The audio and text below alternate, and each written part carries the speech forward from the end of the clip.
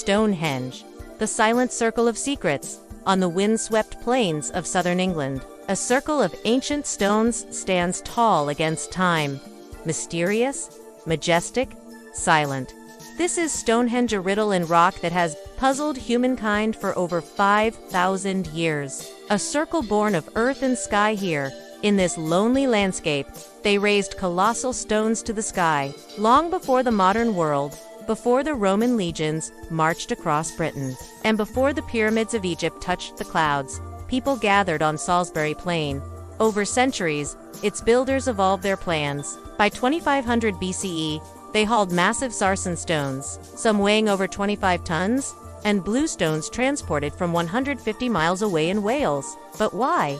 Stonehenge began around 3100 BCE as a simple earthwork, a circular ditch and bank, without wheels, cranes, or iron tools. How did they manage such a feat? Some believe they rolled the stones on logs. Others say they used sledges and river rafts, but no one knows for certain. It took centuries, perhaps 1,000 years, built by hands that belonged to fathers, sons, and grandsons, passing down a vision like a sacred inheritance. Stonehenge's construction was not the work of one generation, a monument of mystery. At sunrise on the longest day of the year, the sun rises precisely above the heelstone, casting light into the heart of the circle. What was Stonehenge for? Scholars and dreamers alike have proposed theories. Nearby were timber circles, burial mounds, and avenues leading to the river Avon. People may have come from distant lands for ceremonies, pilgrimages, or trade. Archaeologists have found human remains in cremation pits nearby, suggesting it was a place to honor the dead. Some believe it was a giant calendar, aligning perfectly with the sun during the summer and winter solstice. Priests chanting to the rhythm of drums, families gathered, sharing stories of gods and ancestors. The Roman conquest came and went. Christianity spread across Britain, replacing old gods with new. A society deeply connected to the land and the cosmos, or a prehistoric power plant harnessing the earth's energy. Others think it was a sacred burial ground. Some propose Stonehenge was a temple, a spiritual gateway between earth and sky, where ancient druids or shamans conducted rituals under the stars. And then there are the more fantastical theories, a landing site for aliens. Tourists and druids alike gather at solstices to watch the sun rise and set in perfect alignment with the stones, just as it did thousands of years ago. Locals took stones for building, or believed the monument was the work of giants or wizards. Legends grew, most famously the tale of Merlin transporting the stones from Ireland with magic.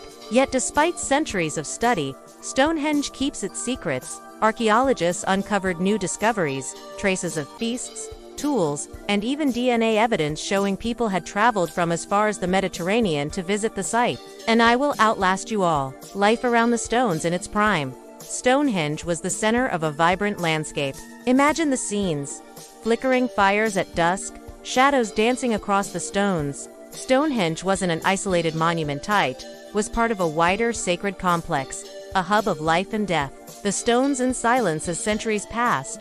The people who built Stonehenge vanished, leaving behind no written records. By the Middle Ages, Stonehenge had fallen into ruin. But the stones endured, weathered and broken.